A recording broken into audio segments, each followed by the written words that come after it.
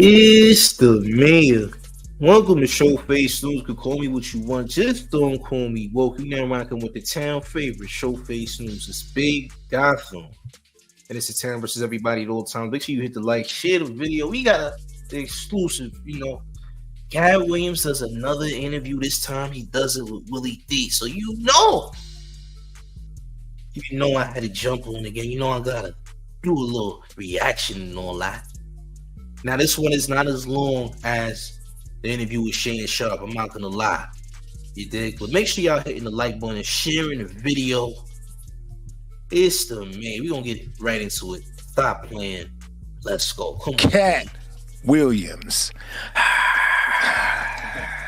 What's up, Thank King? you. How are you, sir? Oh, man, one more hop, I'll be on top. How Prepare about you? for your hop. Doing great. Doing great. Yeah, you're doing great, man. Cleveland, Ohio. Dayton, Ohio. Cincinnati, Ohio. Where you? My bad. You were born in Cincinnati. Yep. And then you were raised in Dayton. And raised in Dayton, correct. Man, yeah. We had a show in Dayton once, and it almost like provoked a full-blown riot. In Dayton, they had these cops with these big old 10-gallon hats. They did. Big old white cornbread-fed dudes, and they were telling us, y'all gonna either pay for all of this equipment that y'all destroyed on the stage. We destroyed, allegedly, band equipment that belonged to After 7 and Troop. Oh my! We were on the same ticket as After 7 and Troop. We destroyed their equipment allegedly, and they told us, y'all gonna pay for this stuff, or y'all going to jail. And so we basically just did the show for free because we gave all that money back. But Dayton will forever be like embedded in my memory, Dayton, Ohio, for that reason. But I'm sorry that you had a bad memory. Well, what do you? I mean, what are some good memories that you have from Dayton? Part of what you remember is a part of Dayton. So Dayton was one of the rare cities in America that was legitimately half black and half white. So there was power on both ends. I came from a very powerful family in Dayton just because of our sheer numbers. So there were 13 on my father's side and 7 on my mother's side. So I had like 100 first cousins in one city. Like, we just had a large family, and it was a great place for black people, and it was a great place for white people. It's just that you really couldn't be legitimately racist because your neighbors were of another color, if that makes sense. So, what's the power dynamic? Was it mostly white people running it or black people? Well, that's the dynamic of America at that particular time.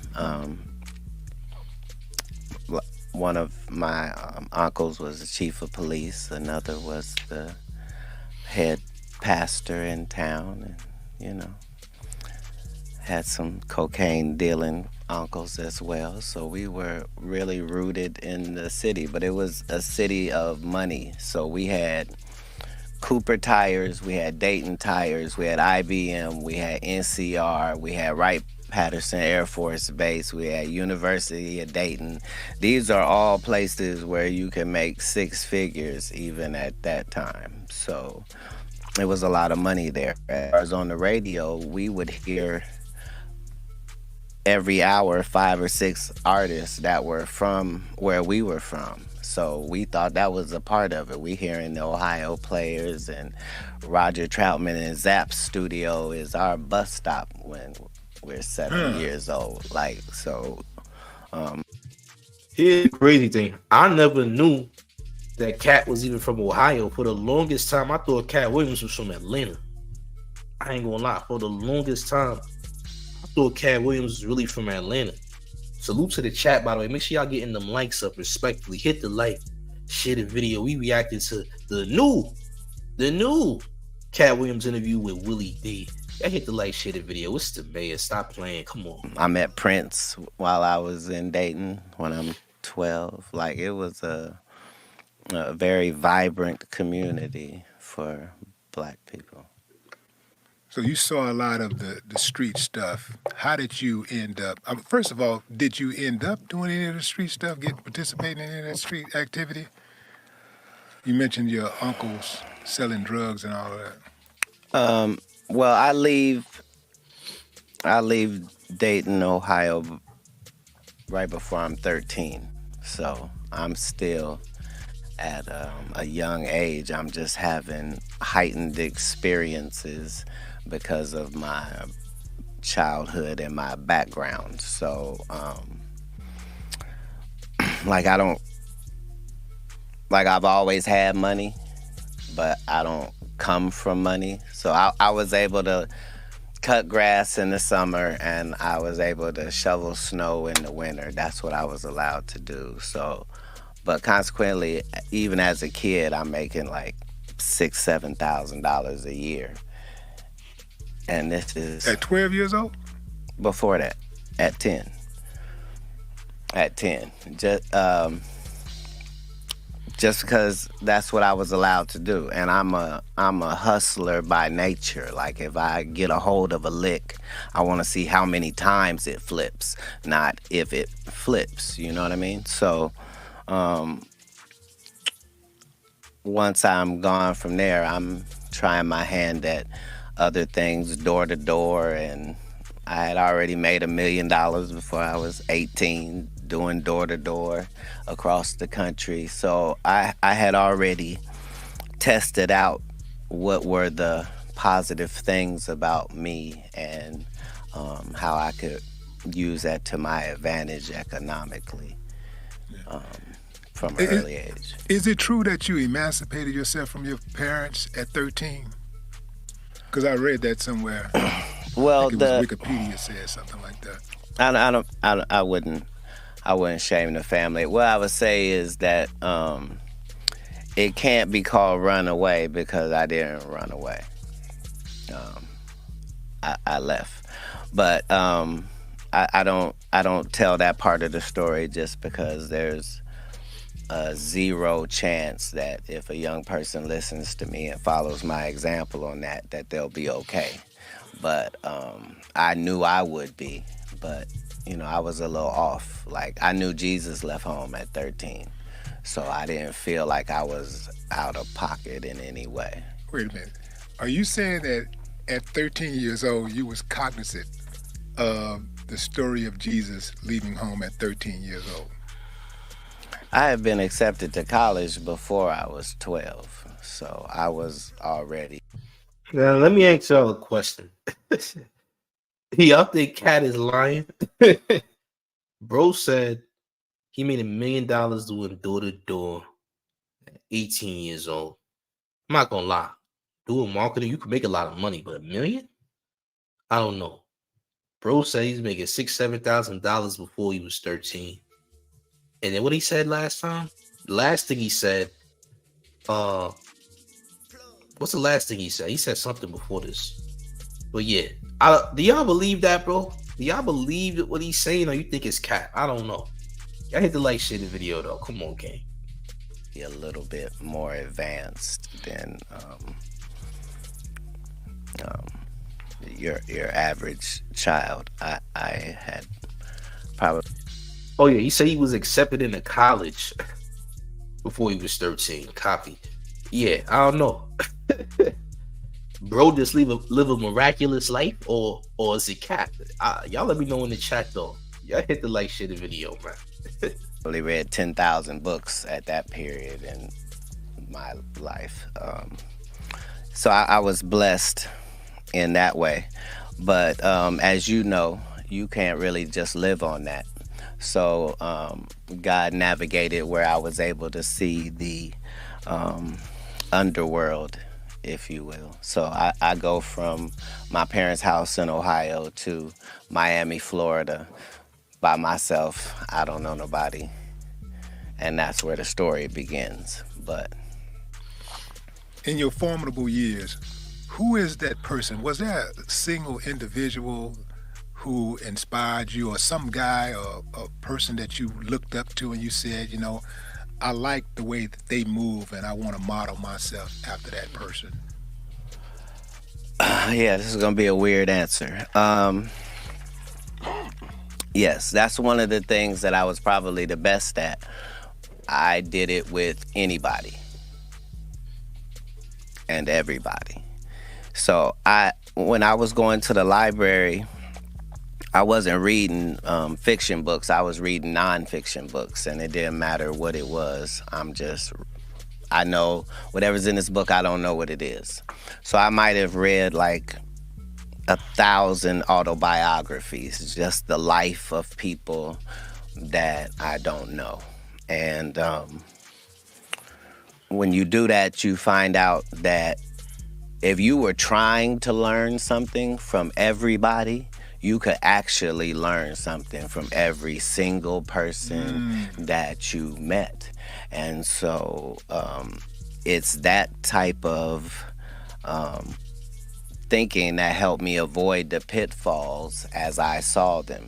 So the reason I never did drugs when I was an adult is because when I left and went to Miami and I'm living in a park, it's 30 people out there from all different places, and they all are homeless and in a terrible situation just like me.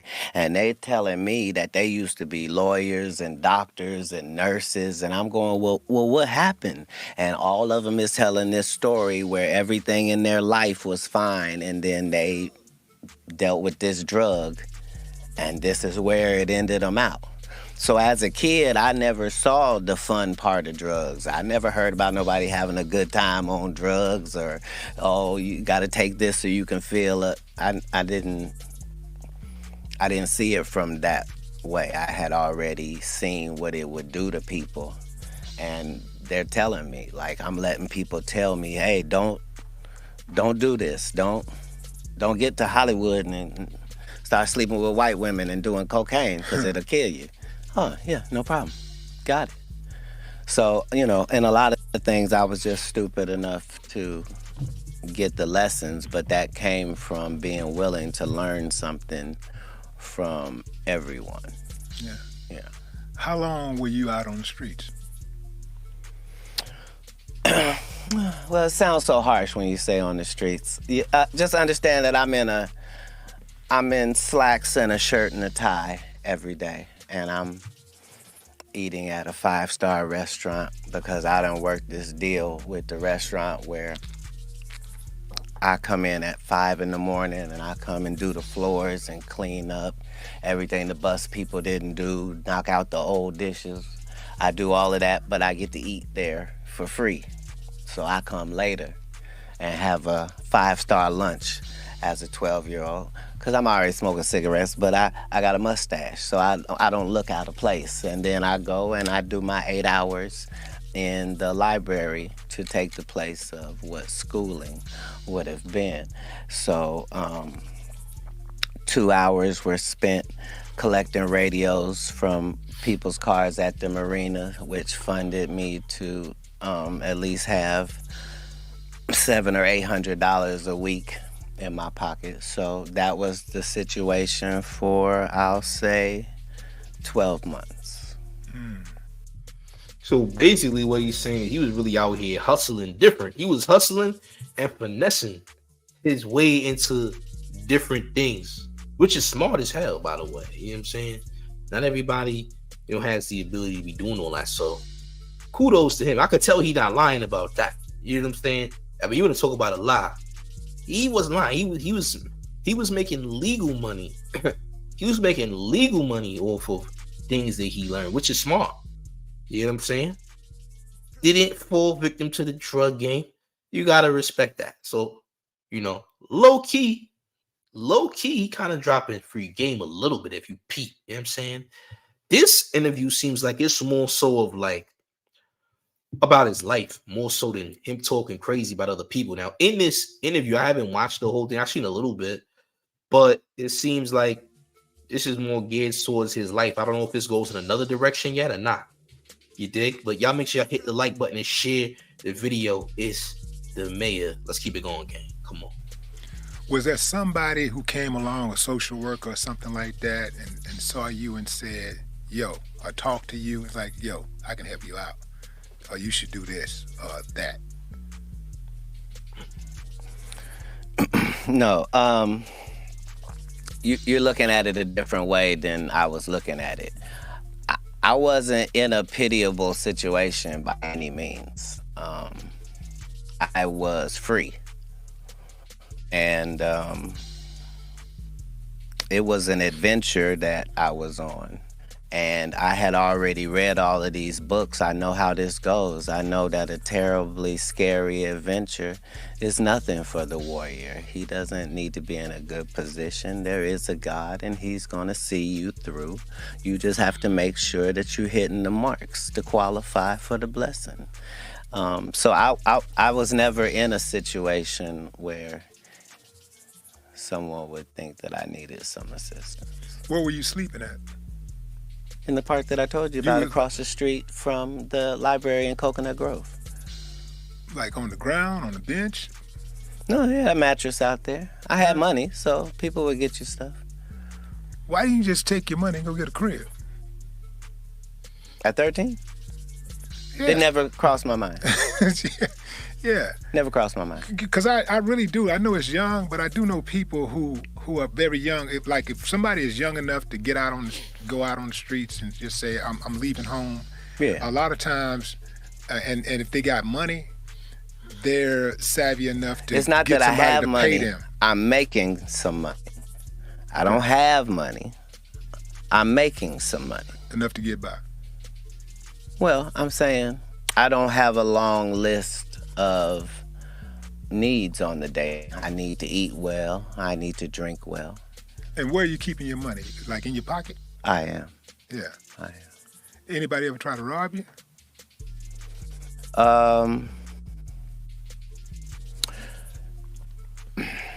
No, I did have somebody try to violate while I was out there. I think because I didn't know really what gay people were. So I wasn't really clear. I knew how gay people acted as I had seen, but I wasn't aware that it had a sexual connotation to it. So as soon as the guy kept talking to me like he liked me, I was really confused because guys don't like guys. And I'm trying to figure out, is there something about your background that makes you talk like a lady while you talking to me? Hey, yo, hold on. That's how you know a nigga has really been around when he said, I didn't know that niggas like niggas, champ. Hey, yo. You know you were old head when you said, damn, I didn't know mookness was a thing. That's a thing? Mook? Being mook is actually a thing? Nah, this is funny. I ain't gonna lie. Y'all hit the like shit in video. Hold on. But yeah, I had that as a situation. But other than that, no, I wasn't frequently tried as a young person. Yeah. So I'm asking some of these questions that I'm asking because I'm really trying to figure out, like, how did you develop your psyche? Like, you're a very insightful dude. Right. Just trying to figure out, like where did that start at? Can you pinpoint a specific time and space where you said, yeah, I get it. I see what's going on. Yeah. I probably like 5 years old.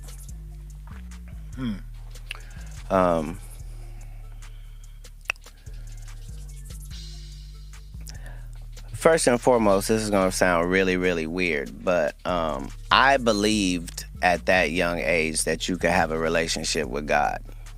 And I know that that's kind of old-fashioned now. But when I was young, that's what I believed. And so I developed this relationship where we talk 4 or 5 times a day, and we talk about everything, and I'm coming to you when things are well and when it's not well. And if I ask for something, I know when you gave me what I asked for, because it's the only time. So I understood at a young age that I wasn't like everybody else, that I was in a blessed position, and that I had the ability to be able to make things happen if I could find the instructions and follow them. So at 5 years old, that's how I thought. I knew when things were wrong with the Bible. I wasn't worried about authority because God was like the authority. And other than that, I got to tolerate you, but I'm not allowed to bow down. I'm like that as a child. So my parents didn't do anything wrong. They just wanted me to live a life that I wasn't going to live. They wanted me to be this, and I was not free to live a double life. I can't be that and be what I'm trying to be. What was that they wanted you to be? A part of their religion. They were very that devout in religion. Christian. Yes, a branch of Christianity, yes. At one point, did you become a Muslim? At one point, I became several religions because that's the only way you can really find out what's going on in a religion. Religion is not something that you can just study the books about it and now you know about them. I had to be a member of the Fruit of Islam in order to know. Minister Farrakhan calls me his son. I was not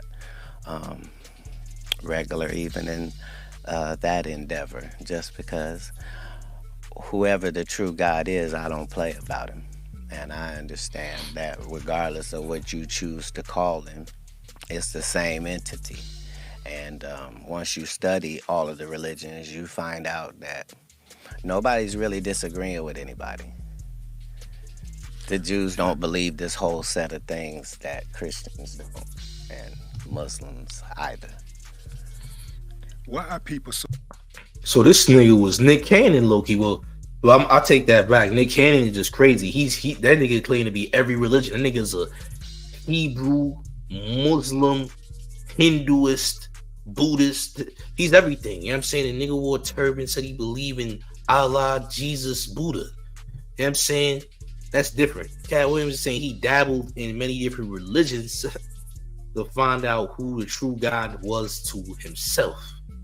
You dig what I'm saying? I mean, that's cool. You know what I'm saying? But at least he ain't like Nick Cannon, because Nick Cannon is out here talking about he's a Judaist, Islamic, Buddhist. Like, bro think he everything. He every religion. All right, bro.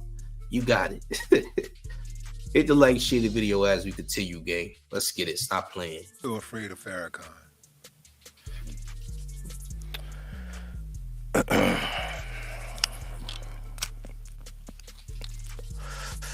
Well, if you had the ability to control the black people on this planet, there isn't anything that you couldn't take, dismantle, destroy, or interrupt if you could mobilize black people. And so part of the ops agenda, a part of their modus operandi, is to find out which one of you niggas is a potential leader. And if you are, then we begin a work of progress on your life, which will make people get off of that. It's a part of it, as much as in any defense, you trying to figure out which way this dude is likely to go so I can rip that ball. It's the same. Yeah. Farrakhan is a polarizing individual. A lot of people Yes. really, I do believe, don't really understand him. I think that there are people who gets the message, this is what frightens them, is because they know, as you alluded to, they know what he's capable of doing. uniting black people and guiding and leading black people in the right way. There's not been a successful one of those yet. So just like if you're a rapper, any rapper can get hit. Yeah, we don't have we can go through 300 years of history and look for all the black people that fit the description you just said. They never make it. Yeah, which is why I believe that they should stop trying to make it. I really do believe that, it's each one reach one, teach one, but the leadership is in yourself. Like all of us are capable, well, not all of us, but many of us are capable of being a leader. Like instead of sitting around just waiting on one person to be that leader, how about? Well said. Well said. But in real time,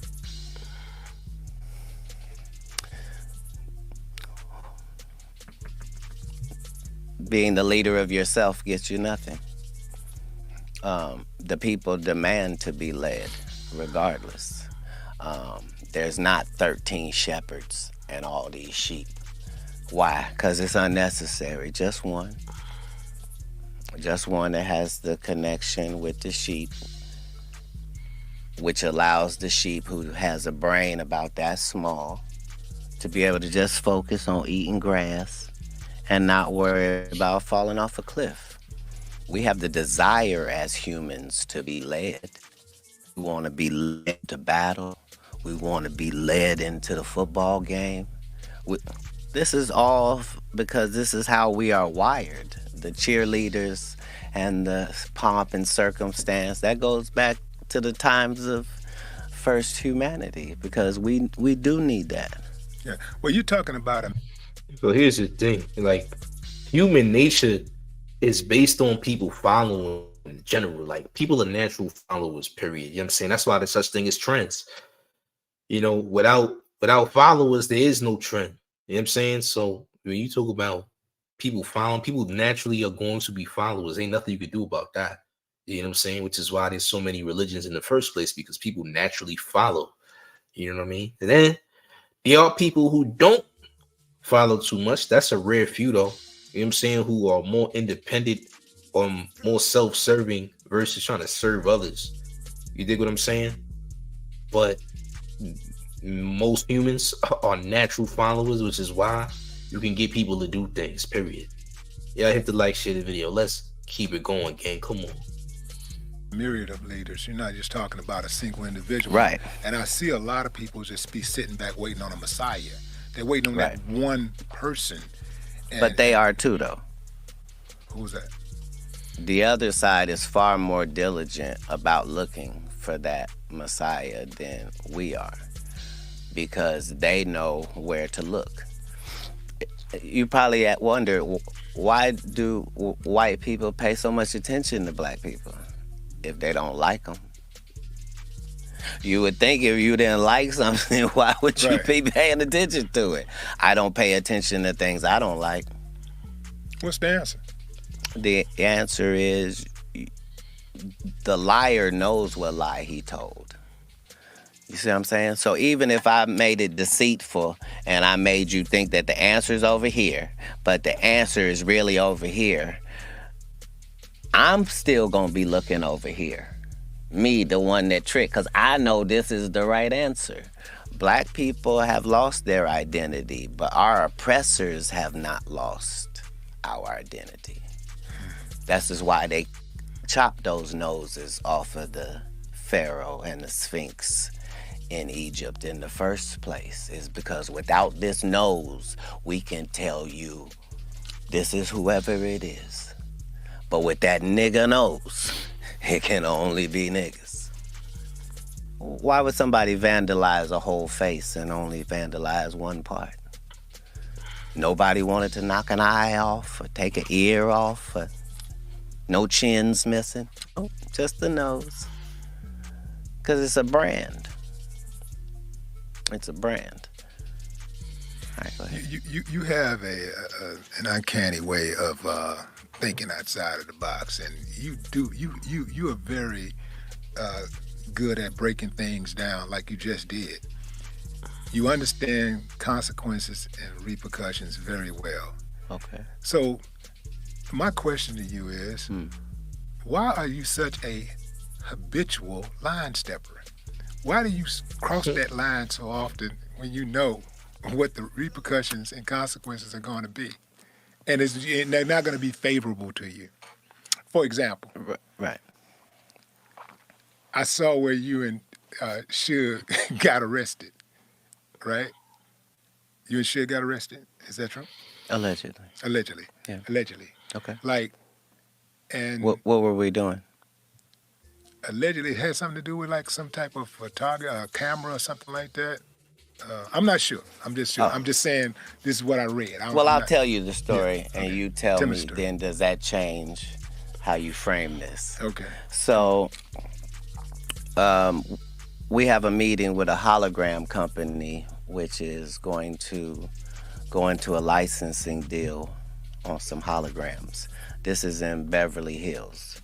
So now there's a rodeo, and behind that is an alleyway where you park your vehicles. That's where we are. Suge has brought his son with him, who's 5 years old. And before we go into this meeting, Suge's son runs behind the dumpster and urinates. And a lady films his penis out, peeing behind the dumpster. And then says, "Oh, I thought that was Katt's kid." So yeah, that's what happened. See, man. How you gonna film a child? That's a crime. Oh nah, that's out of pocket. How you go a 5-year-old dog? That's weird work. I ain't gonna lie. You filming a child urinating is super out of pocket, shorty. That's a crime. They call that child pee, by the way. Nah, that's super out of pocket. Why would you even be filming that in the first place? You know what I'm saying? That's weird, man. That's what I'm saying. Y'all hit the like, share the video, man. I am reacting to this new Katt Williams interview with Willie D. If y'all ain't see it, you're seeing it now. Hit the like, share the video, gang. Come on. This is So why, understand, we were facing 20 years, Suge and I. 20 years for that. And if it wasn't for the fact that this is Beverly Hills and it's all on camera, they had no problem sending us up the river when we couldn't have possibly done what was being said. That lady said that she got jumped on by me. So you see what you just did? You just clarified a huge, misconception about, the events of that evening or whatever. Yeah, but remember, it went to court. Yeah. Like, this isn't just my word. They had to play the video in court, which showed that her altercation wasn't with a man at all. But the trip part about it is that when people print it, when the media, mainstream media put it out there, they don't add that piece. They No, just say, nor do they make a retraction. Right. Nor do they say, hey, that thing we told you about that guy, turns out it was nothing. Understand, I got 15 cases that were dismissed. That should be talked about. Why would 15 cases be dismissed? Because you were so sure you had what you were looking at. Because every city I go to, I'm the nigga with the best car. It's probably smoke coming out that car. It's probably girls gathering around that car. I look like the plug. I get it. And you've probably already hurt me by the time you find out who I actually am. Right. See, because of that clarity you just provided, Yes. is the reason why I want to know. I think the world want to know what happened between you and Emancipation. I know you said The you didn't world want to talk couldn't about it. possibly want to know Wanna that. know, He's man. not We famous enough for the world to want to know that. At least we're Because famous. my side of the world doesn't want to know that. See, Well, my side of the world. here's the thing. What happened, man? A lot of times what liars do first is they set up a narrative and a scenario. Like Michael Blackson just got on national TV and told people, yeah, I got a beef with Katt Williams and Katt is mad at me about this and because I said this and I didn't even mean it like that. And the whole time, he's never talked to me. That's how he feels. He's heard I'm angry. I've not had a conversation with him.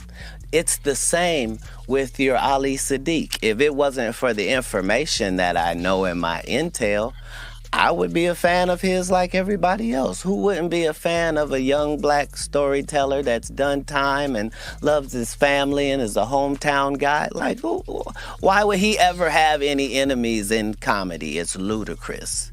But if you pick the actual king, then make sure that your story is correct. So I wanna read this comment. Southpaw Cam said this interview was too early. The shock value ain't there no more. What could he say that he didn't say already?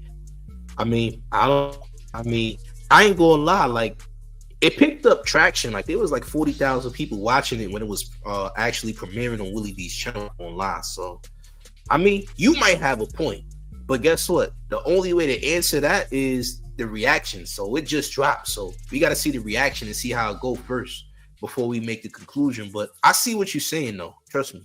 I get exactly what you're saying. Y'all make sure y'all hit the like, share the video as we continue, gang. It's the mayor. And unfortunately, his story's not correct. No matter what he says, he never met me.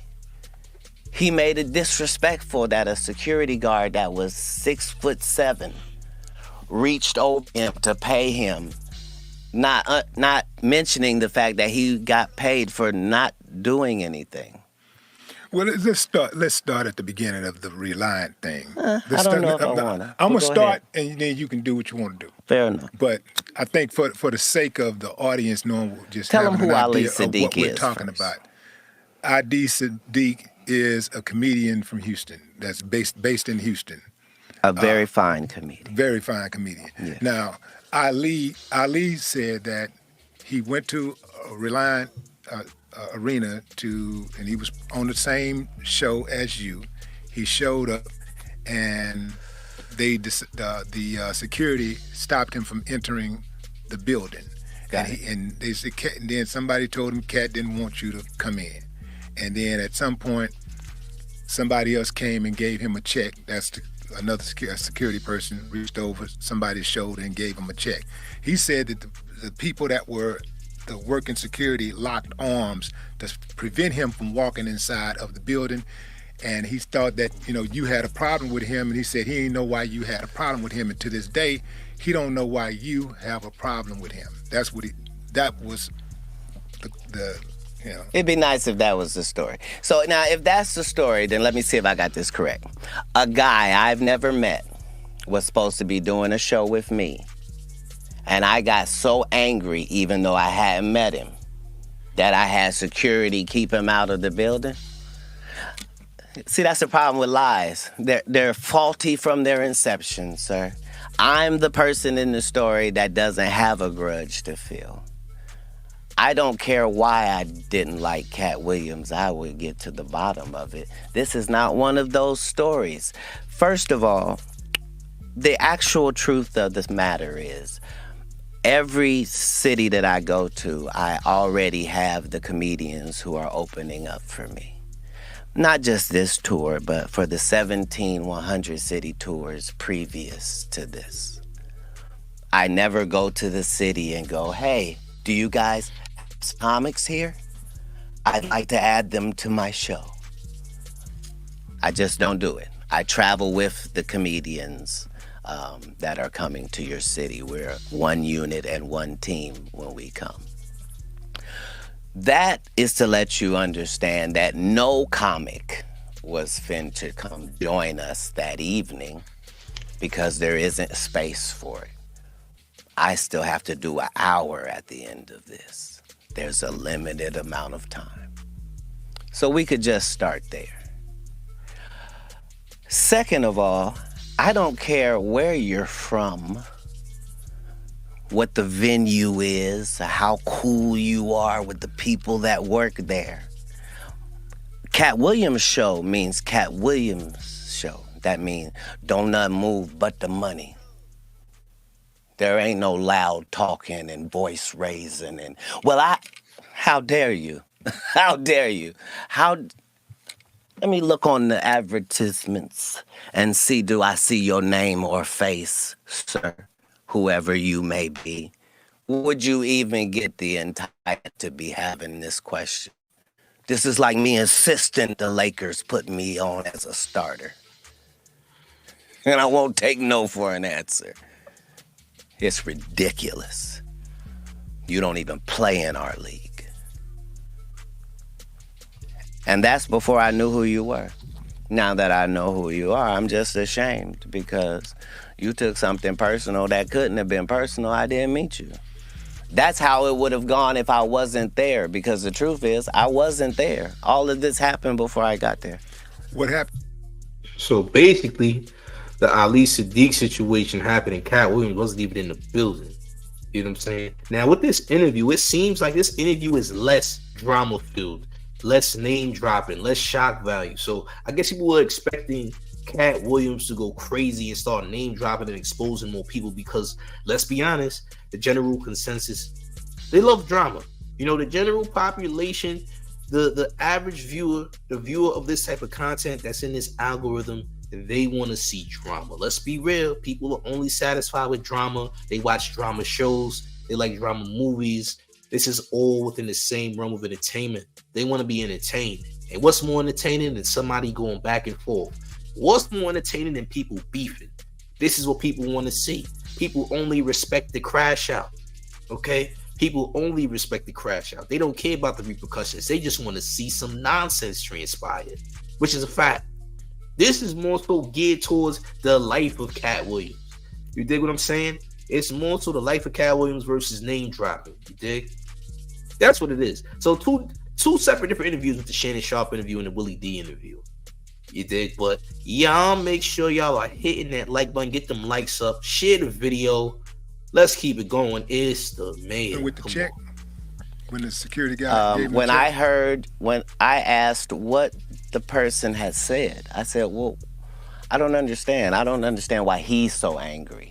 What did he say to you? He said, I'm supposed to be on this show. I said, well, maybe he was expecting to get some sort of a payment. And now he thinks he doesn't get to get paid because we already have a tour. I wouldn't want that. Pay him for performing. So he got the check of the performer. This is what he's angry about. Imagine the audacity. Remember, your story is that I'm kicking you the fuck out. Get out and lock arms and don't let him in. And paying you? Make it make sense, King. So, either you're smaller than I think or I'm bigger. Either one. Like, you can't keep positioning the narrative because that's all this is. This is so that in a conversation in America, there'll be something where he and I are evenly linked. And only people in his home are floating narrative. I'm really him. You don't believe that there's under any circumstances that you and Ali can come to a resolution, just be cool. You just talked to me. You know I don't have a bone in this. Yeah. I don't have a bone in this. So if I got him on the phone, you talk to him?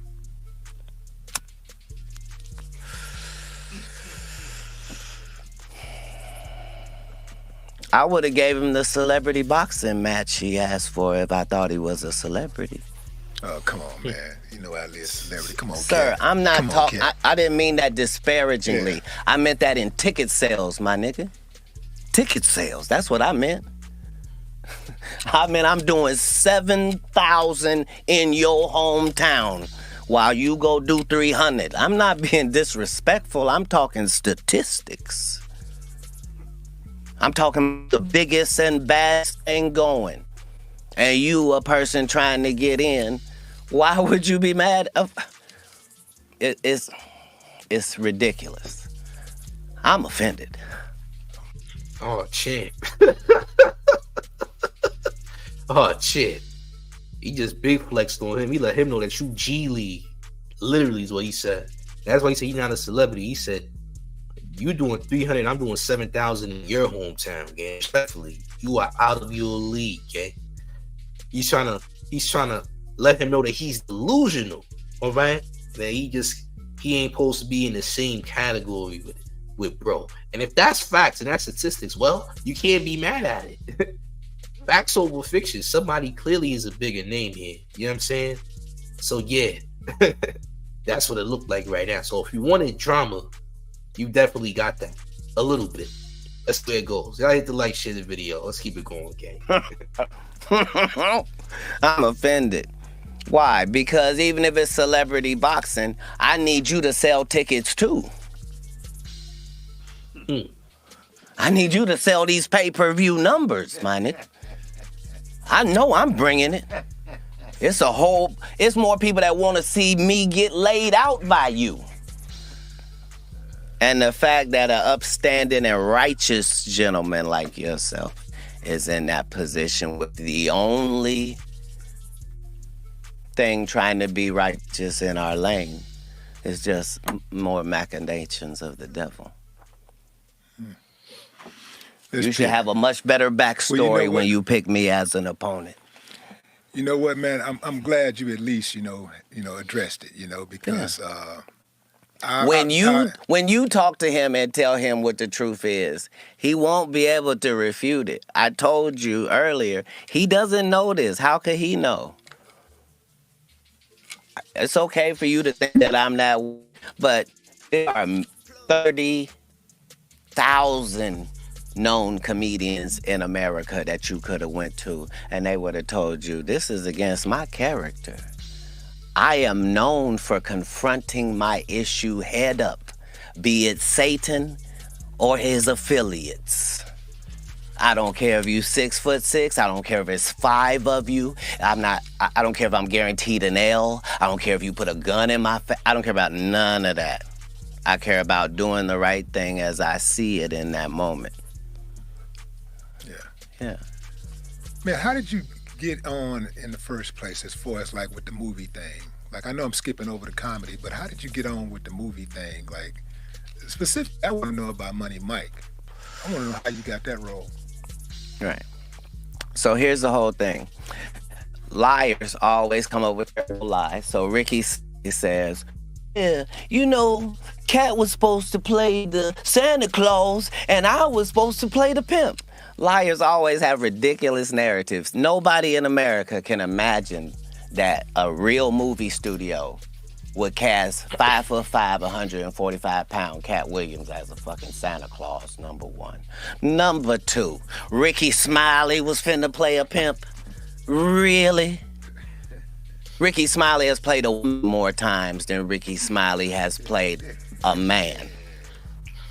He's played Bernice Jenkins 5 times. I got it in my contract that I don't work with Ricky Smiley unless he's playing Miss Bernice Jenkins. Get out of here, man. That's in your contract for real? I make my contracts, sir. When you're the master of your masters, everything else is subservient.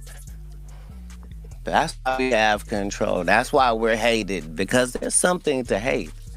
But anyway.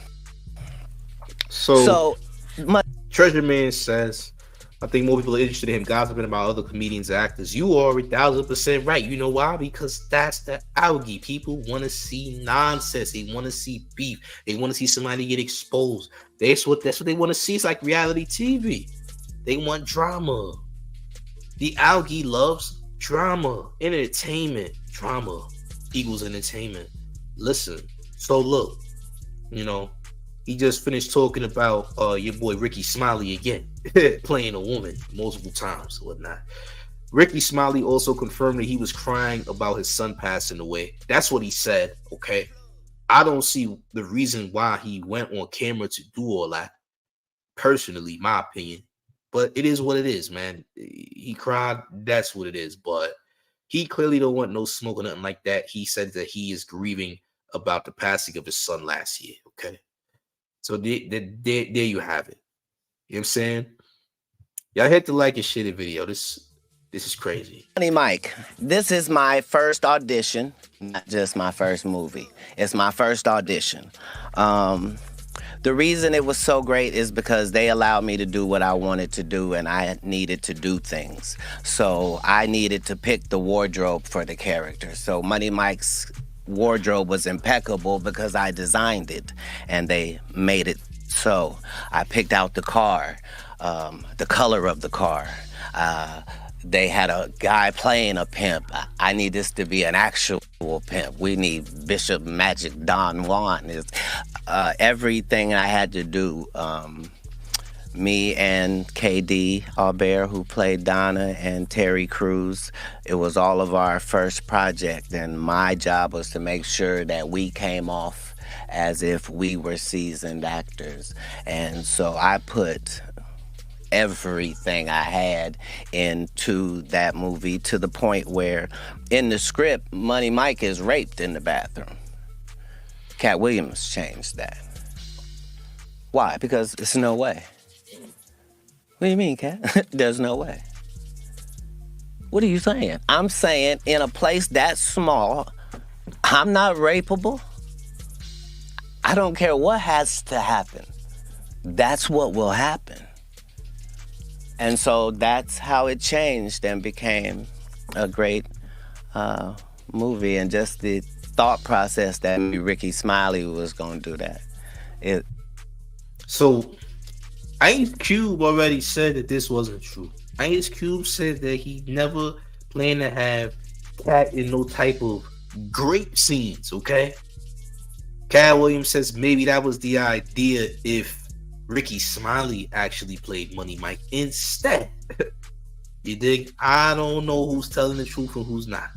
All I know is Ice Cube confirmed and said, look, but the Friday After Next thing, there's no grape scene, champ. We leave everything to the imagination, but we had no plans on anyone getting buns taken in this film, champ. You did?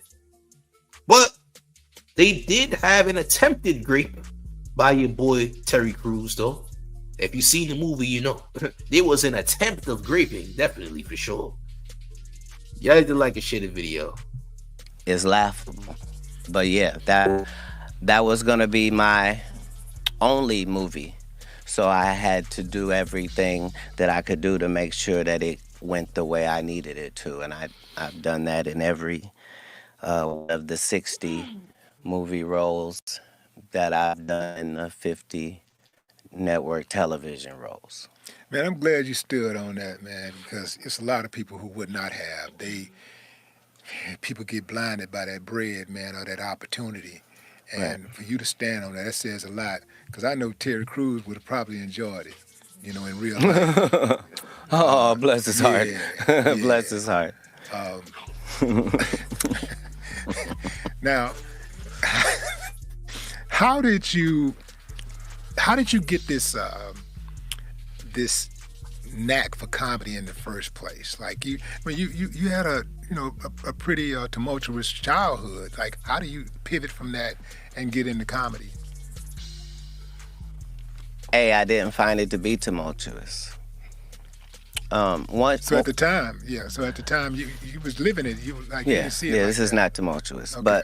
But your question was, how did you find comedy? A lot of times you have the true appreciation for something when you're not trying to do it. You just like it. So that's the relationship that I had with music, and it was the relationship that I had with comedy. So musically, I could listen to Pearl Jam and the Ghetto Boys. Like, I could listen to 9 Inch Nails, and I could listen to Prince, and I could do that. And comedically, I found that I could do that too. It didn't matter what the comedy person looked like, or how they were built, or where they were from. If they were funny, I was gonna be able to tell. So I understood that the Knots was out there working his ass off as Barney Fife.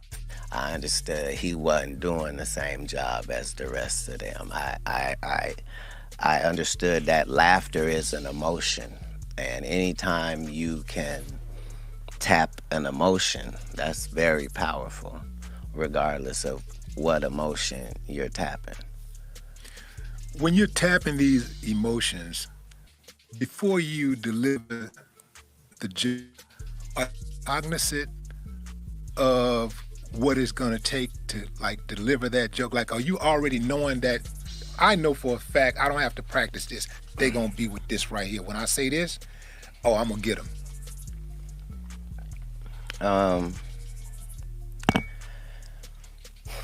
As a comedian, I have the best fan base in the world, like documented. You do.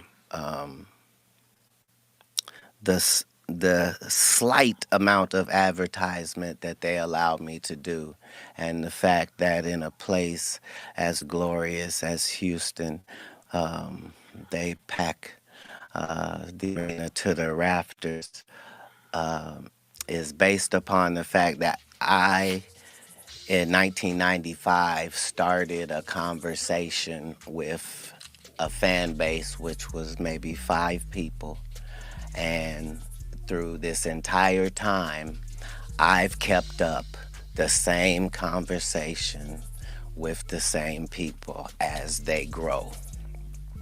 And I'm letting you see me win. I'm letting you see me lose. I'm never allowed the product to be affected by what's going on, because this is the greatest relationship here. So, yeah, consequently, bam, they know some things when I come to town. They know I'm finna bring the baddest comedians with me. That's who's gonna be opening up. They know this all over the country. And then they know that whatever it is Katt's gonna talk about for an hour, they know he did not talk about this the last time he was here.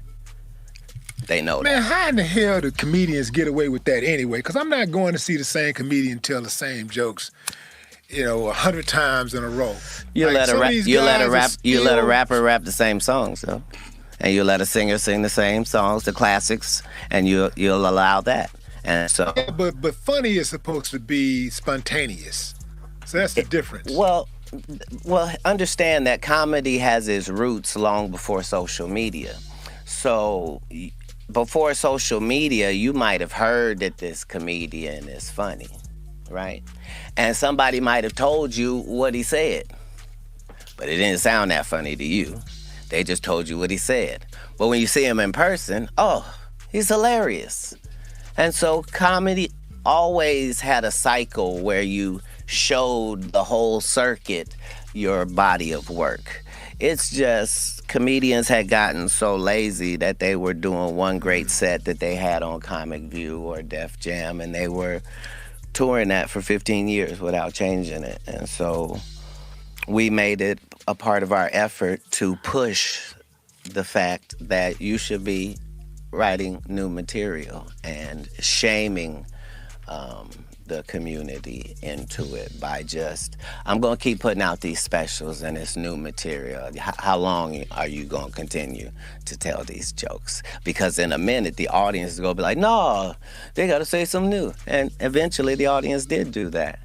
And Well, some audiences show up and they want you to say the old joke. They demand that you tell the old joke. I don't have not one of those people in my fan base because they know better. They know that I would never let you pay me so you can hear some shit I already said. I respect you too much for that. What you gonna get from me is brand new. This is new. Right now you have 12 comedy specials. Okay. Is there a magic number in mind, or you just want to just keep running to make sure you got the all-time number and that's secure? Are you already at the top? You got more. I'm in no way counting numbers. You've done. I'm saying if 12 is the most, if 12 was the most, there's not a number because I'm not putting a number to it. But I've been special that many times for an hour. 17 tours, 100 cities. That is a lot of work. That's enough work for a few lifetimes. Most comedians won't even get 100 cities. Well, most comedians ain't gonna do that one time. You're like, and how do you continue to come up with this new material? Because you do new material every single time you show up. That's crazy. It's a new show every single time I show up. Man, that is crazy. I'm a comedy connoisseur. I follow comedy. Most of the comics that are the top dogs right now, as far as like in some of our heroes in comedy, I was there when they were like working on their first jokes. Yeah. I was watching them and supporting them way back then. But that is a tough feat to be able to do something like that. And I think that the reason why... Not in 24 years. Yeah. I think the reason why people like you is so much, what you do is you resonate with them so much is like what you just said. You show them the good and the bad side of you, but also you're talented. You're very talented, but at the same time you do show the good and the bad. And it's something appealing about being transparent to an extent. Oh, not just to an extent, to the utmost.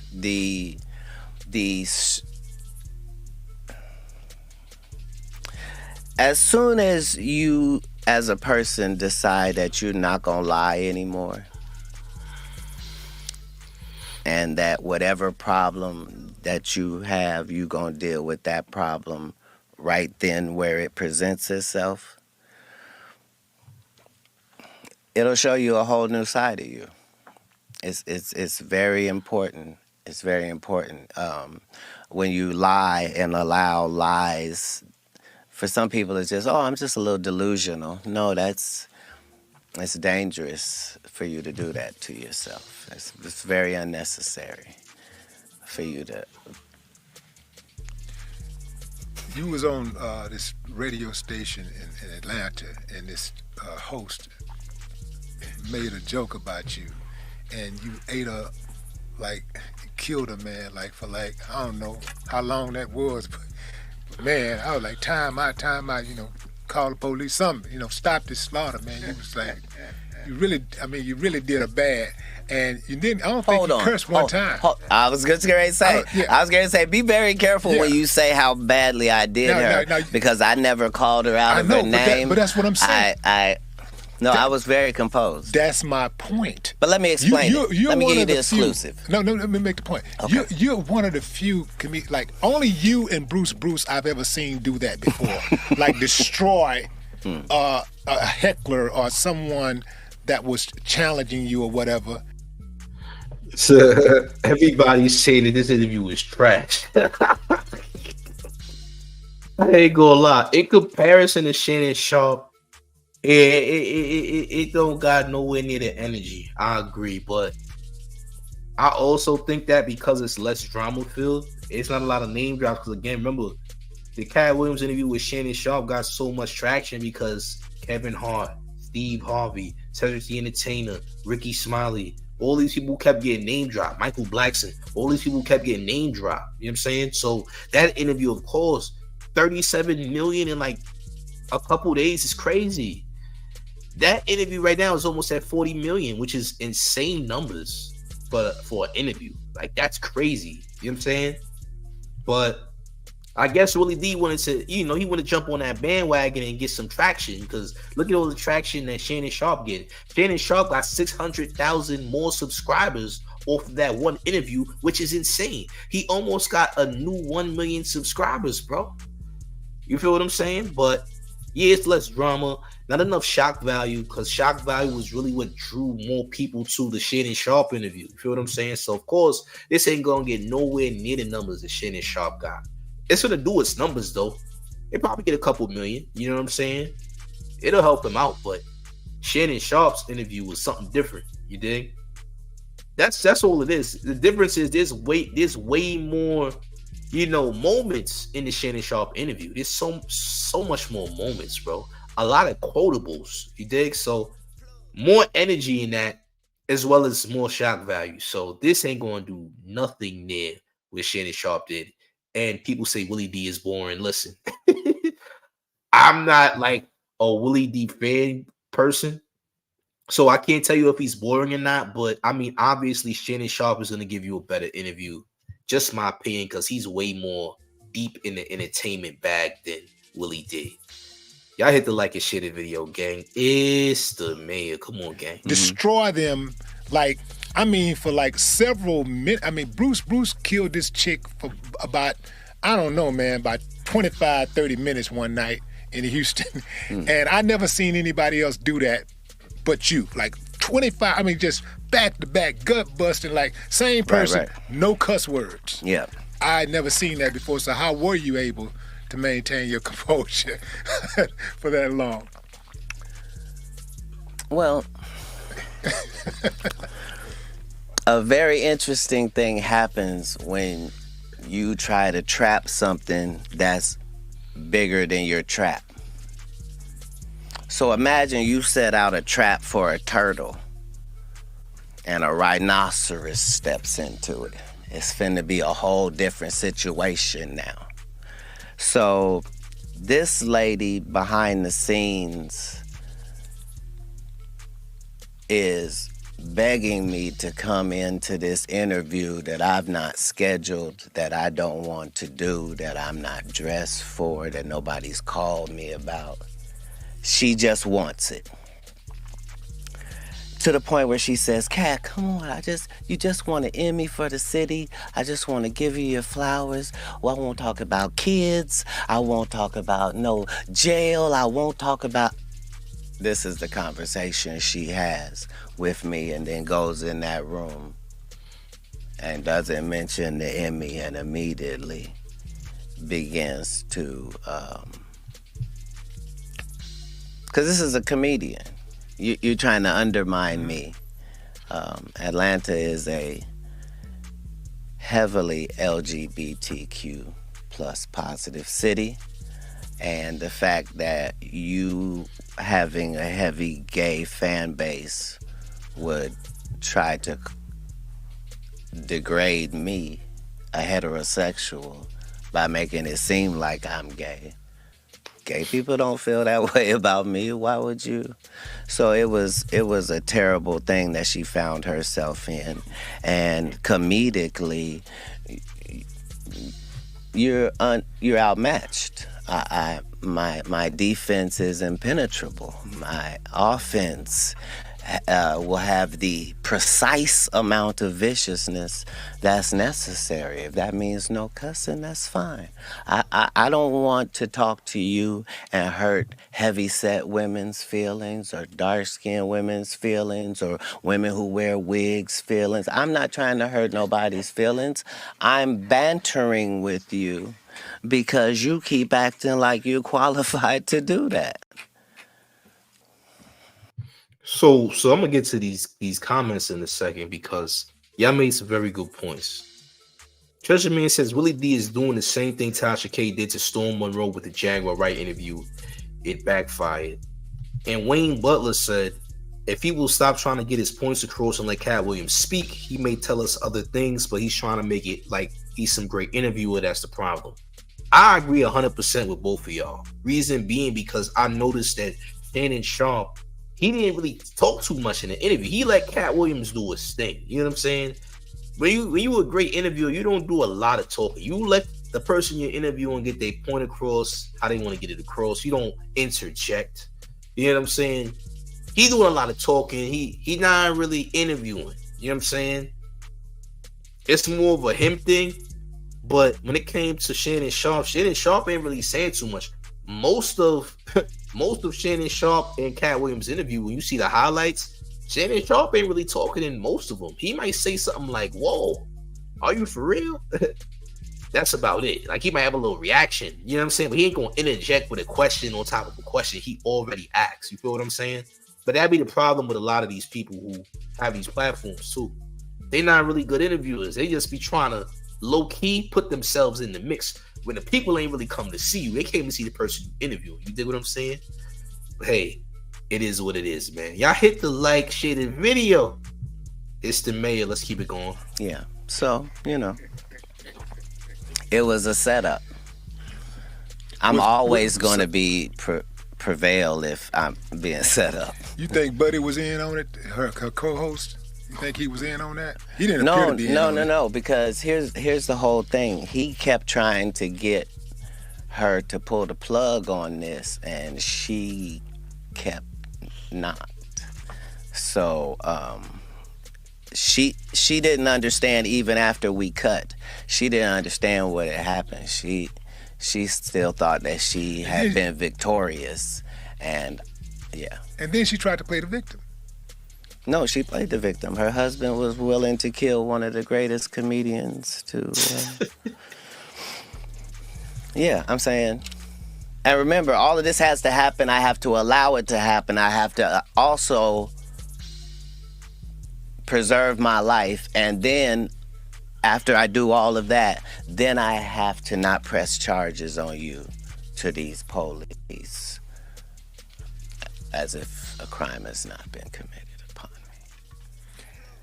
A pimp named Slickback. Oh, man. Thank you for saying the whole thing. Look, man. Like a Tribe Called Yeah, you got to say the whole thing. That is correct. A pimp named Slickback. Yes. Man, that is one of the most iconic roles in television history. How did that come about?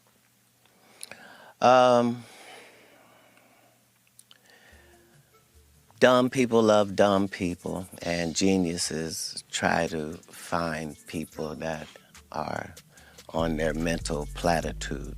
So Aaron Magruder is one of the finest black writers that we've had. Yes. And the fact that he started his journey in the real trenches, writing for newspapers and getting syndicated across the country before he ever came to the next platform is what made him so formidable. So it was a joy to be able to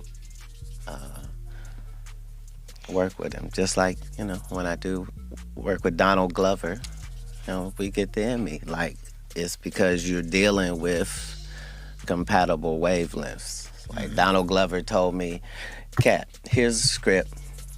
If you do this role right, you'll win an Emmy for it. I said, that's the only way I know to do it is right. And won the Emmy. Well, I know there's a lot of advantages to doing what you do being in the entertainment industry, but what's like the biggest thing that you can't stand about this industry?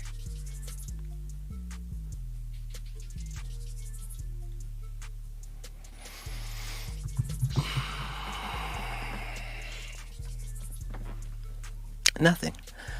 I like it. Shit, I don't know who you think you're talking to.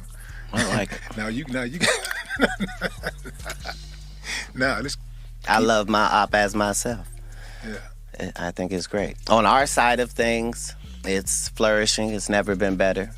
All the people on our side are seeing that prayers do work and that you really have control of your mind more than you think you do. And if you could somehow possibly stop thinking the way you do and think another way, it might help you. And you'll know right away if it does. That's the benefit, is each one of these days you're getting could really be the one.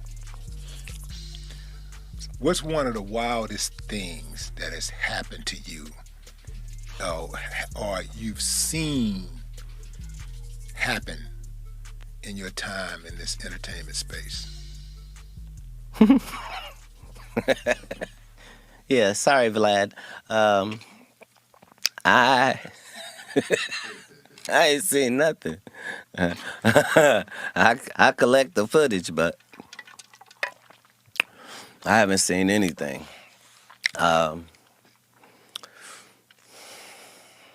You were doing so good, man. I mean, you was just doing so good. Nigga call this nigga Vlad though. He called that nigga Vlad. I don't know how you want to take that. He called you Vlad. He said you on police time. He said you asking too many questions, gang. He did. Anybody in the entertainment space has seen something crazy, though. Let's be fair. Like, there's too much that goes on for you not to see something crazy. But obviously, he's seen something that could be very much incriminating. Maybe. You know what I'm saying? Yeah, we get it. This interview clearly is not anywhere near close to the Shannon Sharp interview. Let's be very clear. Let's continue, though. And then all of a sudden, you just decided. Well, no, here's the thing. What you asked was, you said, "Hey, Wolf, what do you hate about the sheep?" Nothing. Nothing. I feel good. I feel like we're in a good position. Everything's going to be fine. Let's go, Coach Prime. Yeah. What do you think about We Coach coming. Prime? What's up with Coach Prime? You have you been out there yet, Colorado? No, but I've supported from afar. Yeah. I'm saying,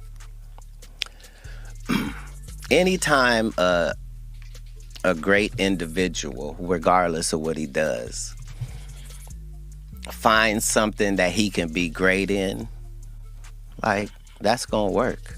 Like, he is a motivating factor and an asset to it. He always has been since the Jerry Curl days. Those are the leaders of men that we discussed earlier.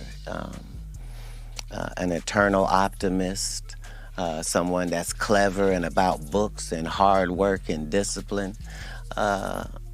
You know, as a black person, we should be so lucky as to have, you know, a black coach like that. And as a non-black person, what a great job.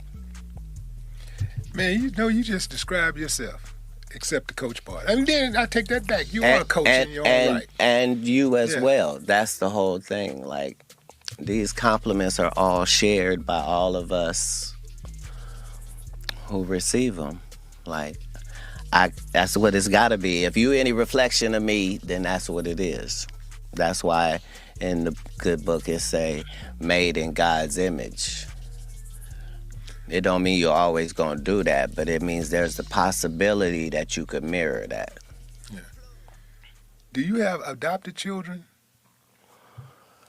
I'm an empty nester. I have no children at this point. Glory and hallelujah. No, everybody's grown. Yeah, but yeah, I got. What kind of question is that, bro? Do you have any doubt? What kind of question is that? Now I see, yo, bro. These ain't even good questions. Nobody. These questions are not even good, bro. I'll keep it a G. Like, you might have wanted to pre-plan this. I ain't gonna hold you. Adopted children? What? Nobody cares about all that. Like, nobody cares if he has adopted children or not. I ain't gonna lie. Nobody cares.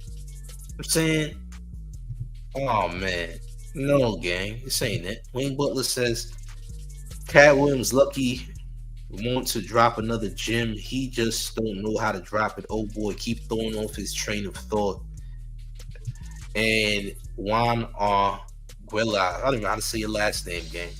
He says exactly what kind of questions did he? Yeah, these are bad questions. Like, again, Shannon Sharp did it right. You know what I'm saying? But Willie D doing too much. Like, these questions are just random questions. Do you have any adopted children? Nigga, who cares? Nobody cares if he got adopted children or not. We don't care. I don't care.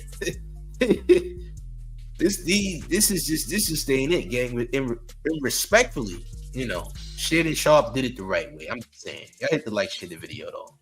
Grandbabies. You got grandbabies. Okay. Yeah. How many? 4. 4. Nice. All girls. Oh yeah. See? That's how you know he's been doing something right. What are the ages? Of what? The girls. The grandbabies? Yeah. Okay, so I have a 6, 2 4s,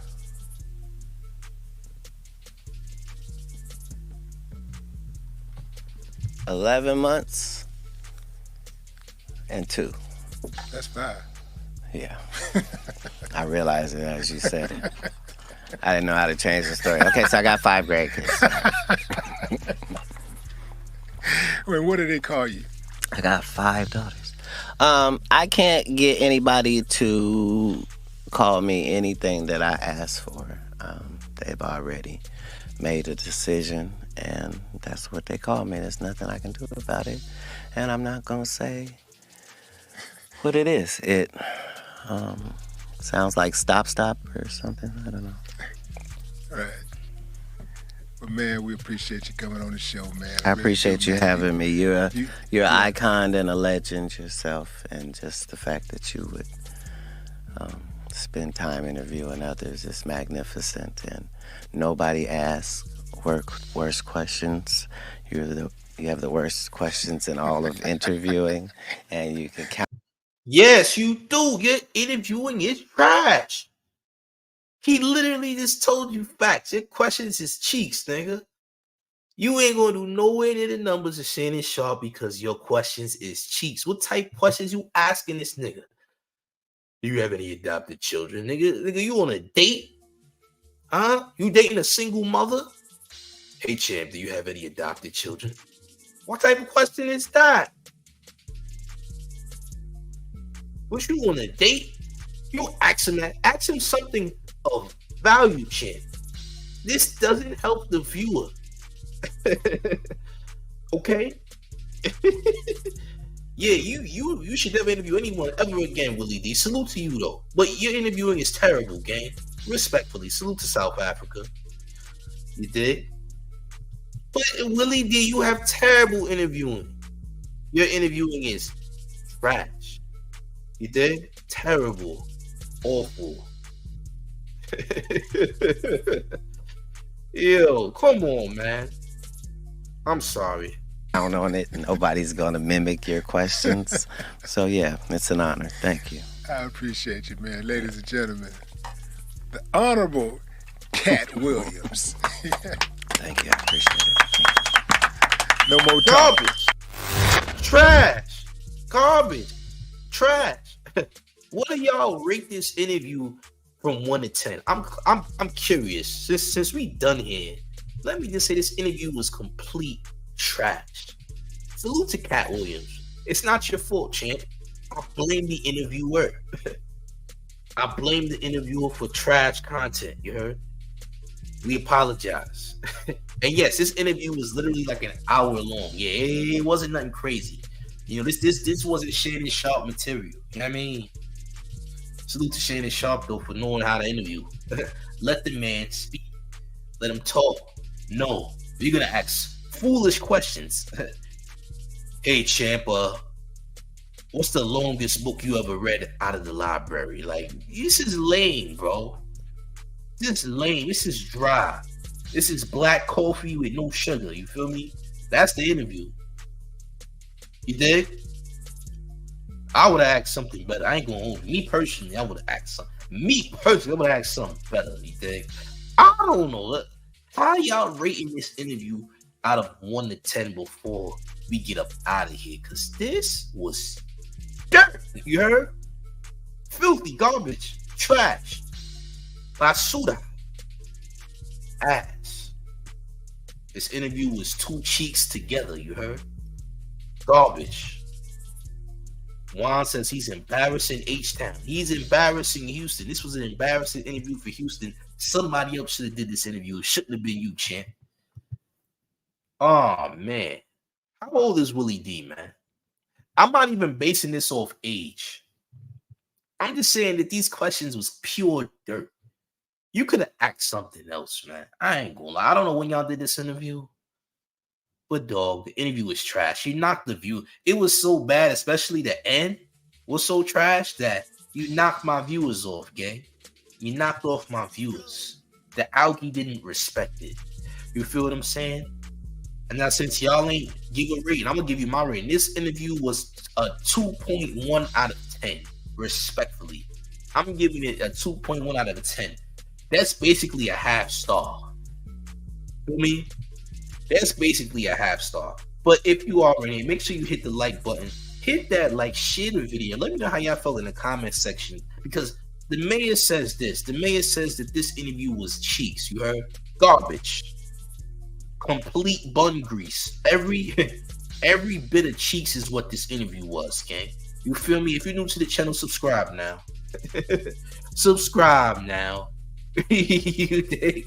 I apologize for playing such a filthy interview. I ain't gonna lie. Wayne Butler says because it's Willie D and because he does have a platform and add on to the past that he was able to get Katt Williams to the show up, I had to give him an A for effort. I'm giving him an F for no fruit. You heard? How about that? But look, salute to the chat. Salute to everybody who joined. Make sure y'all hitting that like button and sharing the video. You dig? It's the mayor, the one and only real New York mayor, F. Eric Adams. We will have more content later. Y'all stay tuned for more. But yeah, this interview was dirt. But salute to the chat. We'll be back with more. Stop playing. Let's get it.